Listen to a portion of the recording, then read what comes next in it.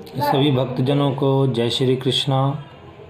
भक्तजनों, अब हम गीता जी के 12वें अध्याय का पाठ श्रवण करेंगे।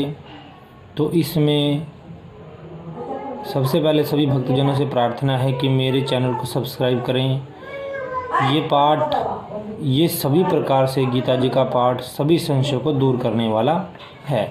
सभी भक्तजन अनन्य चित्त से परमात्मा में चित्त लगाकर इस पाठ का श्रवण करेंगे। अर्जुन जी बोले, जो अनन्य प्रेमी भक्तजन पूर्वोक्त प्रकार से निरंतर आपके भजन ध्यान में लगे रहकर आप सगुण रूप परमेश्वर को और दूसरे जो केवल अविनाशी सच्चिदानंद घन निराकार ब्रह्म को ही अति श्रेष्ठ भाव से भजते हैं, उन दोनों के उपासकों में अति उत्तम योगवेत्ता कौन है। इसमें अर्जुन जी ने प्रश्न किया कि एक भक्तजन तो ऐसा है जो अनन्य प्रेम से अर्थात कहीं अन्य ध्यान नहीं लगाता, केवल आपके सगुण रूप में ही ध्यान लगाता है। सगुण रूप मैंने मूर्ति के रूप है उसमें ही ध्यान लगाता है। एक तो वो इंसान और एक दूसरा इंसान है जो केवल अविनाशी, जो कभी नष्ट नहीं होता, ऐसा सच्चित आनंद, एक सत्य और मन को आनंद देने वाले निराकार और ब्रह्म को ही अच्छी प्रकार से भजता है। तो अर्जुन जी कहते हैं कि इन दोनों में उत्तम कौन है, दोनों में श्रेष्ठ कौन है। एक तो केवल आप में ध्यान लगाता है, अन्य कहीं ध्यान नहीं लगाता, केवल आप में ही ध्यान लगाता है, जो कुछ है वो आपके प्रति अर्पण करके करता है। एक दूसरा इंसान है वो केवल अविनाशी में ध्यान लगाता है, सच्चिदानंद निराकार में बिना आकार वाले में ध्यान लगाता है, उसकी खोज करता है। तो दोनों में श्रेष्ठ कौन है। तो भगवान जी जो उत्तर देते हैं उसके विषय में आप श्रवण करेंगे। भगवान जी बोले, मुझ में एकाग्र करके निरंतर मेरे भजन में लगे हुए जो भक्तजन अतिशय श्रेष्ठ श्रद्धा से युक्त होकर मुझ सगुण रूप परमेश्वर को भजते हैं, वे मुझको योगियों में अति उत्तम योगी मान्य हैं। अब भगवान जी ने इसका उत्तर दिया।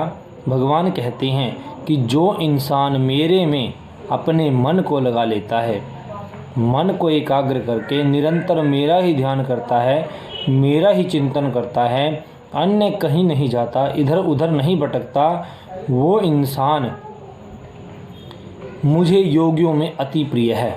मैं उसे ही योगी मानता हूँ सभी योगियों में, चाहे कोई कितना मर्जी ध्यान लगाता होगा, लेकिन वो एक इंसान जो इधर उधर नहीं भटकता, केवल मेरे में चित्त लगाता है, ध्यान को मेरे में लगाता है, मन को वश में कर रखा है, तो उनको मेरे लिए योगियों में भी अति उत्तम है।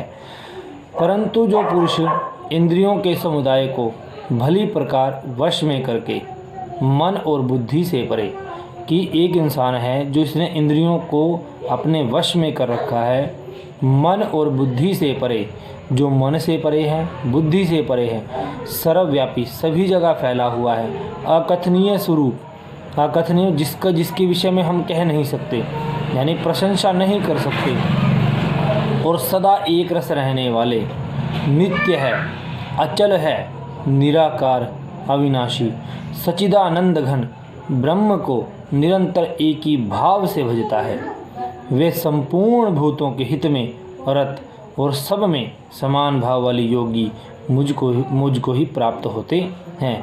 अर्थात हे अर्जुन, तू मुझे किसी भी प्रकार से भज ले, चाहे तू मुझे निराकार रूप में भज ले, चाहे तू मुझे साकार रूप में भज ले। निराकार में रूप में भजेगा तब भी तू मुझे ही प्राप्त होगा, साकार रूप में भजेगा तब भी मुझे प्राप्त होगा, निर्गुण रूप में भजेगा तब भी मुझे प्राप्त होगा, और सगुण रूप में भजेगा इस संसार से विदा होने के बाद या अंत में तेरी खोज मेरे तक ही आएगी। उन सच्चिदानंद घन निराकार ब्रह्म में आसक्त चित्त वाले पुरुषों के साधन में परिश्रम विशेष है कि जो इंसान सच्चिदानंद घन निराकार ब्रह्म में, यानी जो निराकार रूप में जो ब्रह्म है, जो उसको भजता है, उसके लिए विशेष जो परिश्रम है वो विशेष परिश्रम करना पड़ता है। उसके लिए बहुत सारे नियमों का पालन करना पड़ता है, क्योंकि देहाभिमानियों के द्वारा अव्यक्त विषयक गति दुख पूर्वक प्राप्त की जाती है। क्योंकि हम क्या हैं, देह को धारण करने वाले, और हमारे अंदर कहीं ना कहीं देह के अनुसार हमारे अंदर कहीं ना कहीं कुछ ना कुछ किसी प्रकार से घमंड आ जाता है। वो एक अव्यक्त विषय को होती है, उस गति को दुख पूर्वक प्राप्त की जाती है। यानी हम उस निराकार ब्रह्म को प्राप्त तो कर लेंगे, लेकिन उसके लिए हमें बहुत ज़्यादा कठिन परिश्रम करना पड़ेगा। परंतु जो मेरे परायण रहने वाले भक्तजन संपूर्ण कर्मों को मुझ में अर्पण करके मुझ सगुण रूप परमेश्वर को ही अनन्य भक्ति योग से निरंतर चिंतन करते हुए भजते हैं। अब इसमें परम पिता परमात्मा भगवान कृष्ण कहते हैं कि जो भक्त मेरे परायण होकर, यानी मेरे परायण मैंने कि मेरे अर्पित होकर मुझे अपना सब कुछ समर्पण करके जो भक्तजन संपूर्ण कर्मों को मुझ में अर्पण कर देते हैं, यानी जैसे कहते हैं कि मेरे हवाले होकर या मेरी तरफ लगकर जो अपने कर्मों को मुझ में अर्पण कर देते हैं, कि जो भी हम कर्म करेंगे भगवान को अर्पण, या अब ये बुरे कर्म नहीं है, अच्छे कर्म, हम जो पूजा पाठ करेंगे भगवान को अर्पण, हम खाना खाएंगे, खाना खाने से पहले भोग को लगाएंगे भगवान को अर्पण, कोई भी नया वस्त्र लाएंगे सबसे पहले हम भगवान को अर्पण करने के बाद उसे धारण करेंगे। तो ऐसे सगुण रूप परमेश्वर को अनन्य भक्ति योग से निरंतर चिंतन करते हुए भजते हैं। हे अर्जुन, उनमें चित्त लगाने वाले प्रेमी भक्त का मैं शीघ्र ही मृत्यु रूप संसार समुद्र से उद्धार करने वाला होता हूँ। जो ऐसा भक्तजन होता है जो मुझ में अपने कर्मों को अर्पित करता है और सब कुछ मेरे प्रति अपने आप को समर्पित कर देता है, उन मनुष्यों को मैं शीघ्र अतिशीघ्र इस संसार रूपी चक्र से मुक्ति दिलाता हूँ। मुझ में मन को लगा और मुझ में ही बुद्धि को लगा कि तू जो भी सोच मेरे बारे में ही सोच, इस संसार के विषय मत सोच, ये संसार मोह माया का है, इस संसार के विषय में मत सोच, जो भी सोचना है मेरे प्रति सोच, कि अच्छा सोचना है, बुरा सोचना है, जो भी सोचना है। जैसे रावण ने श्री राम को भजा, कंस ने कृष्ण को भजा, उन्होंने सारा दिन सोचकर क्या भजा, कृष्ण राम, अपने आप को अर्पित कर दिया। रात में सपने में डरते थे तो कृष्ण से डर जाते थे, वो कोई वैसे भी चीज़ खड़कती थी उससे भी लगता था कृष्ण जी आ गए हैं।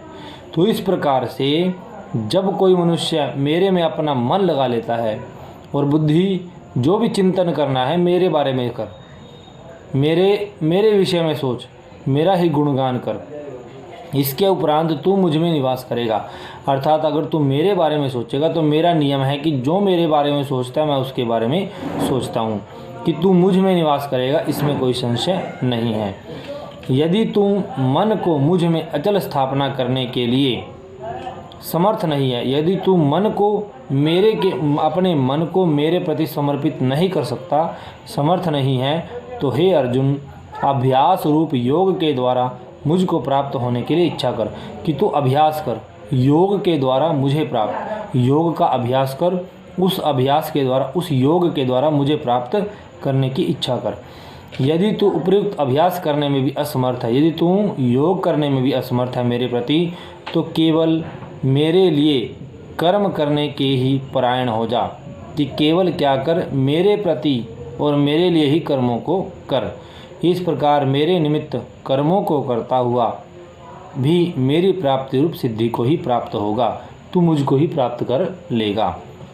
यदि मेरी प्राप्ति रूप योग के आश्रित होकर उपयुक्त साधन करने में भी तू असमर्थ है, यदि तू योग के आश्रित होकर इस योग को मेरे प्रति करने में भी समर्थ नहीं है, तो मन बुद्धि आदि पर विजय प्राप्त करने वाला होकर सब कर्मों के फल का त्याग कर दे, कि मन पर बुद्धि पर अपना कंट्रोल कर, अपना नियंत्रण कर, और जो भी कर्म करता है उसके विषय में, उसके फल के विषय में मत सोच, और जो फल तुझे मिलता है, अच्छा मिले बुरा मिले, उसे भगवान के अर्पित कर दे। मर्म को न जानकर किए हुए अभ्यास से ज्ञान श्रेष्ठ है। अगर कोई परमात्मा के रहस्य को नहीं जानता, परमात्मा के रहस्य को जाने बिना अभ्यास करता है, तो उससे ज्ञान श्रेष्ठ है। इससे अच्छा अगर तू बिना रहस्य जाने योग कर रहा है, अभ्यास कर रहा है, तो उससे अच्छा पहले ज्ञान ले ले कि उसका किस प्रकार से अभ्यास करना है। ज्ञान से मुझ परमेश्वर के स्वरूप का ध्यान श्रेष्ठ है। अगर तू ज्ञान भी नहीं ले सकता तो तू मेरा ध्यान कर, केवल मेरा ध्यान कर। और ध्यान से ही सब कर्मों के फलों का त्याग श्रेष्ठ है।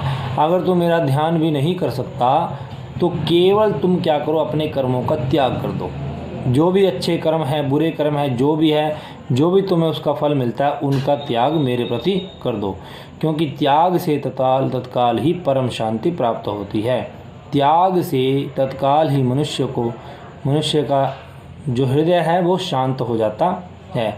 जो पुरुष सब भूतों में द्वेष भाव से रहित है, किसी के प्रति द्वेष नहीं करता, स्वार्थ से रहित है, सबको प्रेम करने वाला है, हेतु रहित बिना किसी कारण के दयालु है। हेतु रहित दयालु है यानी बिना किसी कोई स्वार्थ नहीं, किसी का तब भी दया कर रहे हैं। ममता से रहित है, अहंकार से रहित है, अहंकार नहीं करता है, सुख दुखों की प्राप्ति में सम है। अगर सुख आए तो रोता नहीं, दुख आए, अगर सुख आए तो खुश नहीं होता, दुख आए तो रोता नहीं, उसमें बराबर है। और क्षमा करने वाला है सभी को, अर्थात अपराध करने वाले को अभय देने वाला है। तथा जो योगी निरंतर संतुष्ट है, अपने कर्म के प्रति जो कुछ परमात्मा ने दिया उसके प्रति संतुष्ट है। मन इंद्रियों सहित शरीर को भी वश में किए हुए है। मन और इंद्रियां तो है वश में, शरीर भी वश में किया हुआ है, और मुझ में दृढ़ निश्चय वाला है, और परमात्मा में निश्चय मानता है, निश्चय करने वाला है। अच्छा दे बुरा दे, जो भी कर, जैसा भी किया परमात्मा ने, उसमें फिर भी विश्वास है। वह मुझ में अर्पण किए हुआ मन बुद्धि वाला मेरा भक्त मुझको सबसे ज़्यादा प्रिय है।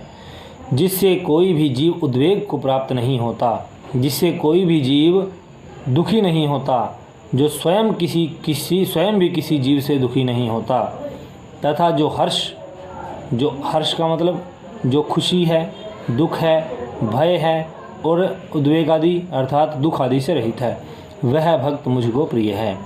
जो पुरुष आकांक्षा से रहित है, इच्छा से रहित है, इच्छा नहीं करता, बाहर और अंदर से शुद्ध है, चतुर है, पक्षपात नहीं करता, दुखों से छूटा हुआ है, वह सब आरंभों का त्यागी मेरा भक्त मुझको प्रिय है। जो न कभी खुश होता है, न कभी द्वेष करता है, न शोक करता है, न इच्छा करता है, जो शुभ और अशुभ संपूर्ण कर्मों का त्यागी है, वह भक्तियुक्त पुरुष मुझको सबसे ज़्यादा प्रिय है। जो शत्रु मित्र में अर्थात शत्रु आए उसके साथ भी अच्छा, मित्र आए उसके साथ भी अच्छा, मान अपमान में भी सम है, तथा जो सर्दी गर्मी सुख दुख आदि ये जो द्वंद्व है, जोड़े हैं, इनमें सम बराबर है।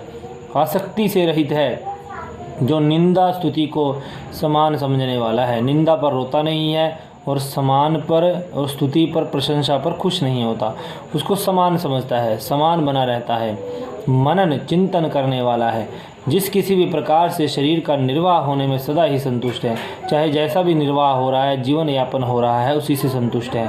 और रहने के स्थान में ममता और आसक्ति से रहित है, किसी के प्रति कोई किसी प्रकार का इतनी ममता नहीं है जो हमें मोह में फंसा दे, वह स्थिर बुद्धि भक्तिमान पुरुष मुझको प्रिय है।